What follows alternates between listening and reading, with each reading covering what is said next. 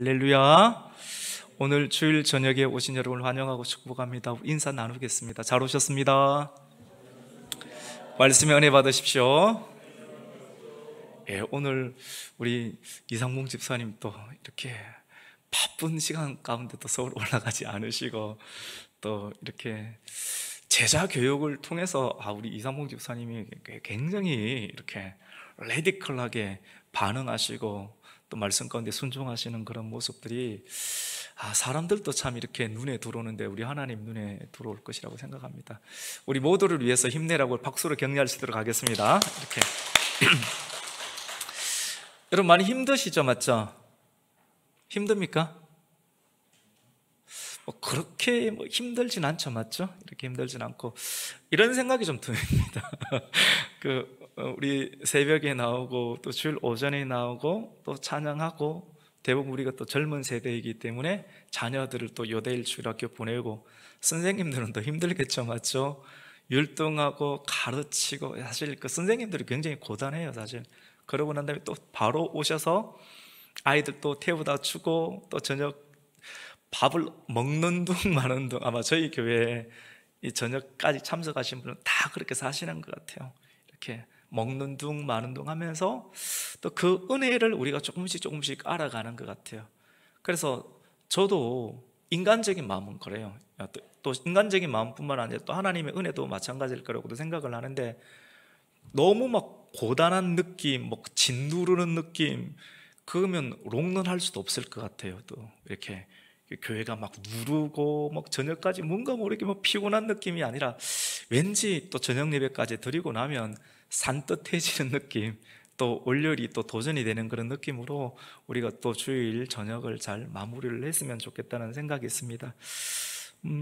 너무 길지 않게 지금 7시 또 52분인데 제가 오늘은 페이프를 보통 항상 새벽 기도도 석 장, 수요일도 석 장, 이렇게 주일 저녁도 보통 석 장 하는데 오늘은 페이프를 딱 몇 장입니까? 한 장입니다, 한 장. 할렐루야. 예. 미소가, 은혜의 미소가 얼굴에 너무 힘들면 안 될 것 같아요. 오늘 말씀은 이 정부에 대한 성도의 이제 의무에 관한 내용입니다. 정부에 대한. 여러분, 우리가 지금 로마서 13장까지 와 있습니다. 13장 오늘 1절부터 7절까지 말씀을 우리가 함께 또 읽고 나누고 있는데, 로마서는 크게 두 부분으로 나눌 수가 있습니다. 로마서를 크게 1장부터 16장까지 중에서 1장부터 11장까지는 이렇게 교리입니다. 교리. 카테키즘, 전문용어로 카테키즘이라고 그래요. 그러니까 하나님의 사역자들은 이런 카테키즘에 대해서 어느 정도 완숙된 지식을 좀 가지고 있어야 됩니다.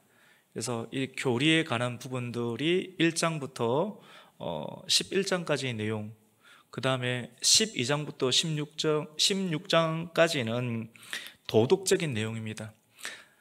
교리가 있습니다. 이 교리는 구원에 관한 지식이죠, 맞죠? 하나님께서 어떤 분인가, 그 하나님께서 어떤 일을 하셨는가, 성부와 성자 사이에 그 얼마나 긴밀한 일들이 있었는가, 그 일들이 우리와 어떤 관련이 있는가, 사람의 행복과 어떤 관련이 있는가를 굉장히 체계적이고 시스템한 그런 조직적인 내용으로 설명하고 있는 부분이 사도 바울이니까 가능한 거거든요. 그런 내용이 이제 1장부터 칭의에 관한 내용들, 성화에 관련 내용들, 또 예정에 관련 굉장히 중요한 기독교 본질에 관한 내용들이 1장부터 11장까지, 또 여러분 11장 기억이 나나요? 이게 이스라엘의 돌 감람나무와 창 감람나무 비유까지 들리면서 이방인의 충만한 수가 찰기까지 또 유대인들로 이렇게 넘겨주시고 또 구원하시는 하나님의 선교의 계획들이 11장까지 나와 있고, 12장부터 우리가 13장 지금 하고 있는데 12장부터는 교회가 어떻게 해야 되는가, 교회가 감사의 생활이거든요. 윤리적인 상황이에요. 그러면 교회는 한 사람 한 사람이 예배자가 되어야 되는데 산제물로 드리는 예배자가 되어야 되고, 또 로마서 12장의 마지막 부분에 굉장히 유명한 내용이 나오죠. 참으로 이런 교리를 알고 있고 구원에 관한 신앙을 알고 있는 사람이 교회 내에서 즐거워하는 자들과 함께 즐거워하고 그리고 우는 자들과 함께 울라, 그런 내용이 있죠. 여러분 그런 내용 들어오셨죠? 한번 찾아서 한번 읽어볼까요? 우리 12장 15절 말씀을 우리 같이 한번 읽습니다. 시작. 즐거워하는 자들과 함께 즐거워하고 우는 자들과 함께 울라. 그리고 또 원수를 또 사랑하라, 손으로 악을 이기라, 이런 내용들이 12장 가운데 윤리적인 상황이 있습니다. 구원의 교리를 가지고 있는, 신앙을 가지고 있는 사람이 도덕적으로 윤리적으로 교회 내에서 이렇게 나에게 핍박을 가하는 사람들에 대해서도 윤리적으로 하나님을 믿는 카테키즘 신앙이 있으니까, 교리가 있으니까 원수까지도 사랑하는 마음으로 우리 윤리의식이 퍼져나가야 된다. 그리고 우는 자들과 함께 울고 즐거워하는 자들과 함께 즐거워할 수 있는 상태가 교회 내에서 일어나야 된다라고 하는 내용을, 그 교회의 윤리적인 상황을 12장 말씀은 담고 있고, 오늘 13장 말씀은 그러면 교회 내에서는 성도들이 이렇게 윤리적인 생활을 하지만은 또 그러면 주일날은 이렇게 즐겁게 찬송하고 신앙의 윤리가 있는 성도의 삶이 교회 내에서는 있지만 월요일부터 토요일까지 사회생활을 하는 성도들의 삶의 태도는 과연 어떠해야 되는가에 관한 대전제를 정부에 관하여서 국민들이, 정부에 관해서 교인들이, 성도들이 어떠한 관점으로 권력을 가진 자들을 대해야 되는가에 관한 본질적인 부분을 오늘 사도 바울이 13장을 통해서 전개를 하고 있습니다.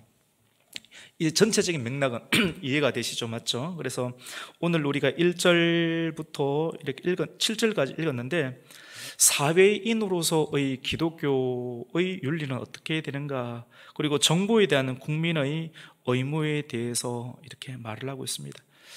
여러분, 기독교 신자는, 우리 성도는, 성도에게 있어서 영원한 국가는 내세가 있죠. 하나님 나라가 있지 않습니까? 하나님 나라는 세 가지로 이렇게 표현이 되거든요. 가정이 있고, 뭐가 있습니까? 교회가 있고, 그 다음에 뭐가 있습니까? 나라가 있거든요. 같이 봅시다. 가정, 그 다음에 교회, 그 다음에 이렇게 국가. 성경이 그렇게 말씀을 하고 있습니다. 그래서 가정에는 부모가 가정을 다스리게 되어 있습니다. 그래서 가정에서 부모가 가정을 다스리고, 그리고 교회는 예를 들어서 하나님의 사역자, 목회자가 교회를 다스린다는 개념을 좀 이해하시죠. 섬기고 이렇게 다스립니다. 가정에서 부모가 자녀들을 섬기고 다스리죠. 맞죠? 그 다음에 국가는 어떻게 됩니까? 국가는 특별히 세운 정부를 통해서 국가를 다스리게 되죠. 섬기고 다스리게 되죠. 근데 이게 이제 하나님의 나라입니다.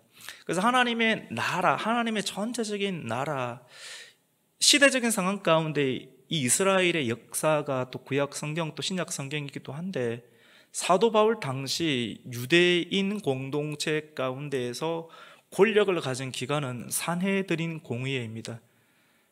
72명으로 모여진 이스라엘의 대표들이 모여서 입법과 사법, 행정까지 강력한 그런 기능을 가지고 있는, 우리나라 현재의 국회보다 더 강력한 기능을 가지고 있는 산헤드린 공의회. 그러면 여러분, 우리는 11장을 지나오면서 22장, 13장까지 오면서 유대인만의 혈통의 하나님이 아니다, 하나님의 나라가 유대인의 혈통으로만 이루어지는 것이 아니고, 하나님의 나라는 아브라함의 믿음의 자손들, 믿음 하나님 예수 그리스도의 복음을 받아들이는 이방인들까지 되는데, 그것이 교회다, 산제물로 드리는 교회다 라고 이렇게 말을 합니다. 그래서 그때 그 당시 산헤드린 공의의 말만 듣는 것이 아니라 이 로마 통치의 영역 가운데 있는 그 나라의 통치에 관해서 기독교인들은 어떠한 입장과 태도를 취해야 되는가, 만만한 부분이 아닙니다. 기독교 신자의 영원한 국가는 여러분 내세에 있습니다. 우리가 지난 이렇게 금요일 날 또 했던 것처럼 하늘에서 내려오는 장막을 덧입으라. 결국적으로 마지막 역사적인 종말의 때 새 예루살렘 성이 내려오는데 새 예루살렘 성 전에 내려오는 하나님의 자비와 긍휼의 옷으로 우리가 입으면서 결국 들어가게 될 새 예루살렘에 입성하게 될 사람들이 하나님의 성품과 하나님 예수 그리스도의 옷으로 덧입으면서 육체의 정욕과 마귀의 권세를 이길 수 있는 힘과 권능을 얻게 된다. 이런 내용을 우리는 다각적인 방법과 방편을 통해서 우리가 말씀을 나누고 또 배우고 있습니다. 그런데 여러분, 예수님은 내 나라는 이렇게 말했어요. 내 나라는 이 세상에 속한 것이 아니라고 했습니다. 예수님은 내 나라는 이 세상에 속한 나라가 아니다, 하늘로부터 내려온다, 이런 말을 했죠. 그리고 사도 바울도 우리의 시민권은 하늘에 있다라고 했습니다. 그러면 예수님을 믿고 또 사도 바울의 가르침을 통해서 예수 그리스도를 더욱더 신실하게 믿고 있는 오늘날의 성도는 이 세상에 살아가고 있고 현실적으로 대한민국의 국적을 가지고 있지만도 어떻게 보면 이중적 국적을 갖고 있죠. 현실적으로는 대한민국의 국적을 갖고 있지만도 하나님 나라의 시민권을 같이 갖고 있는 사람으로서 우리는 국가에 대하여서 그리고 정부에 대해서 그리스도인은 어떠한 관점과 태도와 복종과 순종의 여러 가지 의무와 책임을 다해야 하는가에 관한 기본적인 입장을 사도 바울은 이렇게 설명을 하고 있습니다. 오늘 1절과 2절에는 이렇게 이야기를 합니다. 각 사람은 위에 있는 권세들에게 복종하라. 집에서는 자녀들아 부모에게 복종하라. 아내들아 아내의 머리가 되는 남편들에게 복종하라. 잘 합니까? 요즘 아이들이 복종합니까?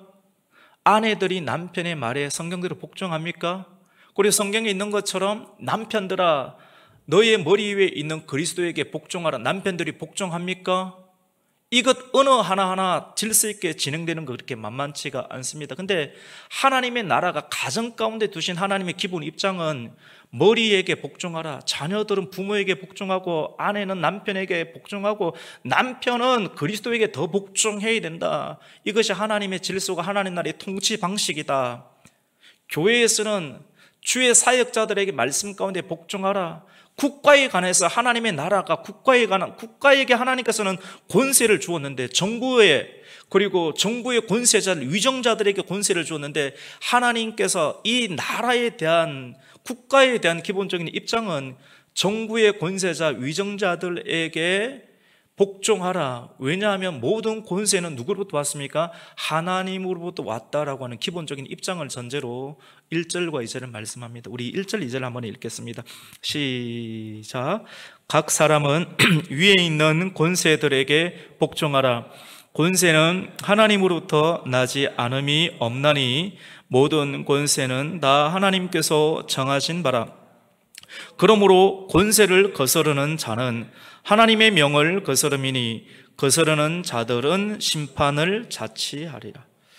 거스르면 심판을 당한답니다. 그것에 대한 응징한 대가를 받는다. 실질적으로 그렇게 하나님의 통치 방식이 이루어지는 것을 보게 됩니다. 근데 여러분, 우리가 오늘 이 말씀을 통해서 기억해야 될 일이 있습니다. 그러면 무작정 우리 그리스도인들, 오늘 본문은 나라에 관한 부분이거든요. 국민이기도 하고 성도인 우리가 나라의 현재 대표 정부는 실질적으로 어떤 정권이 들어서는가에 따라서 정부가 또 달라지지 않습니까? 그럼 모든 정권에 관해서 우리는 다 복종을 해야 되는가에 관한 그런 질문을 가지게 됩니다. 근데 하나님께서 가정이든 교회든 정부의 권세에 대해서는 권세에 관한 부분은 하나님으로부터 왔는데, 이 권세는 뭐냐면 하나님을 예배하고 하나님을 섬기고 하나님을 영화롭게 함으로써 가정이 화평하게 되거든요.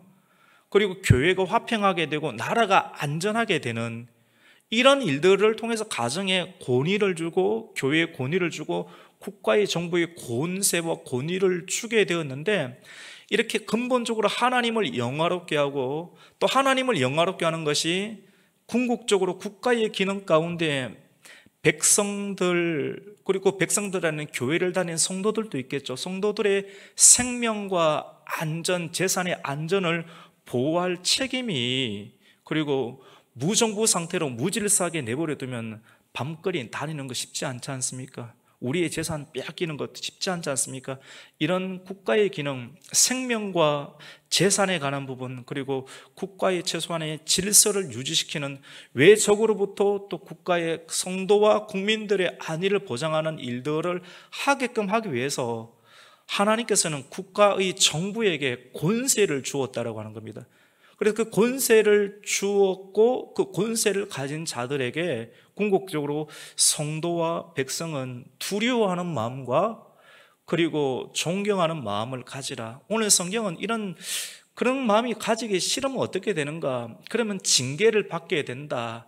이런 식으로 어겼을 때 징계에 대한 두려움 때문이라도 복종을 하고 궁극적으로 아름다운 선순환의 관계를 위해서 양심을 가지고 존경하고 복종하라는 말씀을 하고 있습니다. 우리 그 내용을 한번 이렇게 볼까요? 복종 안 하고 싶으면 어떻게 되는가, 이런 내용인데 우리 5절 말씀 한번 읽습니다. 시작. 그러므로 복종하지 아니할 수 없으니 진노 때문에 할 것이 아니라 양심을 따라 할 것이니라. 굉장히 자발적으로 하나님께서 이렇게 해놨으니까 조금 마음에 들지 아니하는 부분이 있다 할지라도 하나님께서 그 사람을 세우고 정부를 세웠기 때문에 그것에 대해서 진노 때문에, 징계를 받는 일 때문에 그런 식으로만 하지 말고 조금 더 적극적인 생각을 가지고 양심을 따라서 하라라고 이렇게 말씀을 합니다. 그런데 여기 우리가 기억해야 될 일은 하나님께서 정부, 이 땅의 정부에게 주어지지 아니한 권세를 휘두를 때는 어떻게 해야 되는가? 이게 문제지 않습니까? 맞죠?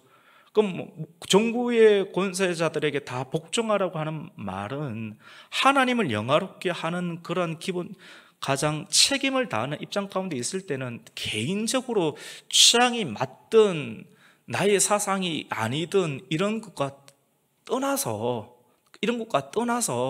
하나님께서 그 정부에게 권세를 주었기 때문에 정부의 방향이 가장 기본적으로 안녕과 질서 유지를 하는 일들 가운데 백성들과 성도들은 따라야 한다. 이것이 기본적인 입장이고, 궁극적으로 또 만약에 정부가 하나님께서 주지 아니하는 권세를 휘두릅니다. 그 권세를 휘두르는 것은 하나님을 경배하고 예배하는 일들을 국가가 하나님부터 받지 않았거든요. 사실은 이걸 어떻게 할 수 있나? 성경이 그렇게 말씀하고 있습니다. 받지 아니했는데 하나님으로부터 위임받지 아니하는 권세를 휘두르게 될 때 성도는 그 권세에 대해서는 복종할 수 없다. 성경에 나오는 근거는 다니엘서에 나오는 느부갓네살 제국, 그 제국의 왕, 최고의 통치 권사가 나에게 경배하라, 금신상을 만들어서 그에게 경배를 하라, 하나님을 예배하지 아니하고 사람을 섬기고 또 우상을 만들어서 예배하게 하는 일들에 관해서 다니엘의 신앙에 있었던 하나님 나라의 교회였던 그 다니엘은 이것은 하나님께서 주신 권세가 아니었기 때문에 분별하고 경배하지 아니했습니다. 그리고 불이익을 당했지만도 그 불이익이 정당하지 않다는 것을 하나님께서 사자굴에서 살려주시고 그의 친구들을 풀무불에서 건져주심으로 말미암아 하나님으로부터 오는 권세를 제국과 국가와 정부가 함부로 휘두를 때는 하나님께서 그것이 아니다 하는 것을 객관적으로 이해시켜 주시고 그 일들을 감행하였던 느부갓네살 왕이 풀을 뜯어먹는 짐승처럼 7년 동안 살도록 징계를 허락하여 주시는 것을 보게 되고, 그렇게 하나님의 교회를 짓밟았던 바벨론, 하나님부터 위임받지 않았던 권세들로 교회를 다스렸던 그 일들에 관해서 퍼시아 제국 가운데 멸망을 당하도록 하는 하나님의 엄중한 심판을 역사 가운데서 보게 됩니다. 우리나라도 마찬가지입니다. 우리나라도 뭐 신사참배 뭐 요리조리 피해가면서 이야기를 할 수 있겠지만, 이것은 하나님께서 기뻐하는 형태가 아니죠. 이것에 대해서는 정부의 권세에 대해서 기독교인이 생명을 걸고, 그 신앙은 생명인 것 같아요. 목숨을 다하여, 신명기 6장 말씀과 같이 쉐마 이스라엘, 목숨을 다하여, 마음을 다하여, 힘을, 뜻을 다하여서 주 너희 하나님을 이렇게 경배하라. 그것이 우리에게 필요하겠죠.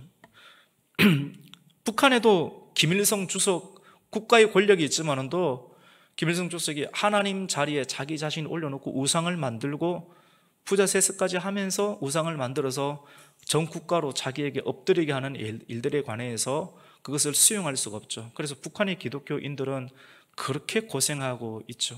그래서 우리가 기독교인이 마땅히 이 북한의 정권이 하나님을 예배하는 정권이 아니고 하나님을 또 위임받지 아니하는 또 다른 상태에서 위임받았던 잘못된 권위로 백성들을 억압하고 있기 때문에 하나님 그 정권이 무너지도록 기도하는 것은 너무나도 합당한 일이고 성경적이고 올바른 일이고, 이렇게 하지 아니하는 것이 중립적이기도 하고 중립적 가운데 포함되어 있는 내용 자체가 오히려 비적극적인 형태를 띠고 있다고 볼 수가 있습니다. 그럼 크게 두 번째, 정부의 하는 일은 무엇인가? 정부, 오늘 성경 가운데 정부는 어떤 일을 하는가? 선을 권장하고 그리고 악을 징계하는 일들을 하게끔 하기 위해서 가정과 교회가 행할 수 없는 더 큰 범위의 일들 가운데 신자와 불신자들 사이에 있는 큰 것을 그룹 짓는 국가 가운데 하나님께서 정부를 만드시고 정부에게 권세를 주시고 보편적인 윤리와 선을 권장하고 그리고 악을 징계하는 일들을 하게끔 하기 위해서 하나님께서는 국가를 허락하시고 국가의 정부의 권세를 허락하여 주셨다라고 말씀을 하고 있습니다. 그 말씀이 3절과 4절입니다. 우리 같이 3절 4절을 읽습니다. 시작. 다스리는 자들은 선한 일에 대하여 두려움이 되지 않고 악한 일에 대하여 되나니 내가 권세를 두려워하지 아니하려느냐. 선을 행하라. 그리하면 그에게 칭찬을 받으리라. 좀 어렵죠, 여러분? 읽어드리면 다스리는 자들, 위정자들이죠. 뭐 정부에 뭐 이렇게 있는 사람들입니다. 위정자들은 선한 일에 대하여 두려움이 되지 아니하고 악한 일에 대해서 두려워해라. 권세를 줬는데 악한 것 해서도 안 되겠죠. 그리고 일반 성도들, 백성들은 네가 권세를 두려워하지 아니하려느냐.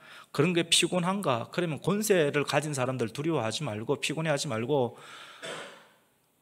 성경의 법을 가지고 선을 행하라. 그러면 스트레스 받는 일이 사람에게 스트레스 받지 아니하고 성언을 행하고 말씀대로 생활하면 법 문제로 인해서 불편하게 있는 일들이 없게 될 것이다.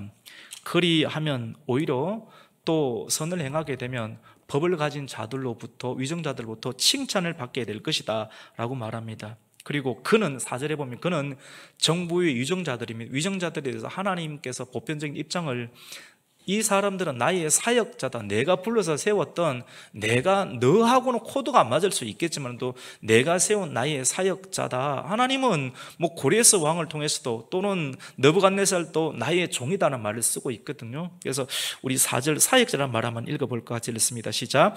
그는 하나님의 사역자가 되어 네에게 선을 베푸는 자니라. 그러나 네가 악을 행하거든 두려워하라. 그가 공연히 칼을 가지지 아니하였으니 곧 하나님의 사역자가 되어 악을 행하는 자에게 진노하심을 따라 보응하는 자니라. 하나님께서 이렇게 보편적으로 이렇게 질서를 사용하겠다, 칼을 사용하겠다라고 말을 합니다. 그래서 그리스도인들도 하나님 나라의 백성이지만도 세상의 국민이기 때문에 죄를 범하면 나라의 통치를 받고 감옥에 들어가는 일, 또 형벌을 받는 일들이 있게 되죠. 하나님께서 그렇게 만들어 주셨습니다. 이 법이란 부분들이 한 장인데 일찍 끝날 줄 알고 좋아했더니 14분이네. 이제 다 됐습니다. 마지막인데요. 그러면 국민의 임무는 무엇인가? 첫 번째는 모든 권세는 하나님으로부터 왔으니 위정자들에게 복종하라는 내용이고, 두 번째로는 그러면 우리 정부가 하는 일은 같이 보여도 권성징악. 발음이 좀 쉬운지 않습니다. 다시 해볼게요. 권선징악. 그 선을 권면하고 국가는 그거 하나 해야 되니, 그 다음에 악에 대해서는 징계와 징벌을 내릴 수 있는 사회적 책임을 다해야 됩니다. 그러니까 우리가 위정자들을 위해서 기도해야 돼요. 이렇게 그 높은 자리 가운데 있는 사람들이 하나님을 믿지 않지만도 그 자리를 하나님께 주셨는데 백성들을 올바르게 섬길 수 있도록 우리가 기도를 해야 되는 이유, 교회가 기도를 해야 되는 이유가 바로 거기에 있습니다. 그러니까 마지막 세 번째는 국민의 임무는 무엇인가? 그것이 6절과 7절인데요. 바울은 세상의 권세와 지도자들에 대해서 두려움을 좀 가지라고 합니다. 너무 요즘 두려워하지 않죠, 맞죠? 이래서 조금 두려워하고 공손한 태도를 유지하는 그것이다. 크리스찬들이 오히려 더 그것을 잘 해야 된다. 그것이 먼저 하나님의 법을 지키는 사람들이다. 그래서 위정자들에 대한 성도 크리스찬들의 태도는 조금 막말하지 아니하고 이렇게 두려움과 또 존경의 태도를 보여야 된다. 그리고 마지막으로 세금의 의무를 다해야 된다. 교회도 이 땅에 대한민국의 국민이기 때문에 교회도 국가의 안녕과 치안과 질서를 보호를 받고 있기 때문에 마땅히 성도들이 그 의무를 다해야 된다. 조세의 의무를 다해야 된다. 두려워하고 존경하고 또 객관적으로 조세의 의무를 다하라는 내용을 6절과 7절을 하고 기록하고 있습니다. 마지막 우리 6절 7절을 한번 읽습니다. 시작. 너희가 조세를 바치는 것도 이로 말미암음이니라. 그들이 하나님의 일꾼이 되어 바로 이 일에 항상 힘쓰느니라. 모든 자에게 줄 것은 주되 조세 받을 자에게 조세를 바치고 관세를 받을 자에게 관세를 바치고 두려워할 자를 두려워하며 존경할 자를 존경하라. 너무 사람이 겁 없으면 그 사람 옆에 사람 없습니다. 그러니까 좀 사람답게 고개 숙일 때 고개 숙이고 예의를 갖출 때 갖추고 두려워할 자를 존경하고, 이렇게 권위를 가진 자들은 이렇게 권위를 존중해 줄 때 권위를 허락하신 그 위치 가운데서 책임을 다하고 싶은 본능이 생기거든요. 근데 너무 겁없이하면 저 사람하고는 뭐 보호해주고 싶은 마음도 없고, 이렇게 안 그렇겠습니까? 맞죠? 이렇게 겁도 좀 낼 수 있고 좀 두려워하면 내가 보호해줘야 되겠다라고, 이 지혜거든요. 지혜는 사람이 겸손하게 만듭니다. 그리고 그 일들을 객관적으로 잘 해낼 수 있도록 조세의 의무를 다해야 된다라고 하는 내용입니다. 오늘 이 말씀이 정보에 대한 국민 성도의 의무입니다. 우리가 신앙을 가진 사람으로서 도덕적인 그리고 윤리적인 그런 책임까지도 다해야 한다는 것을 성경은 우리에게 말하고 있습니다. 예수 믿으니까 세상은 악하니까 악한 사람들하고 난 상종하지 않을 거다. 이게 비신앙적인 거예요. 사실은 이렇게 균형을 잘 잡아야 됩니다. 근본적으로 하나님께서 이렇게 국가의 기능을 만들어 두었다라고 하는 것을 인식하시면서 성도로서 또 국민으로서 해야 될 그런 기본적인 책임을 다함으로 가정과 교회와 국가가 하나님의 나라로 계속해서 안녕과 질서를 유지할 수 있도록 조력하고 또 협력하실 수 있는 우리 가곡교회가 되시기를 예수님의 이름으로 축복합니다. 아멘.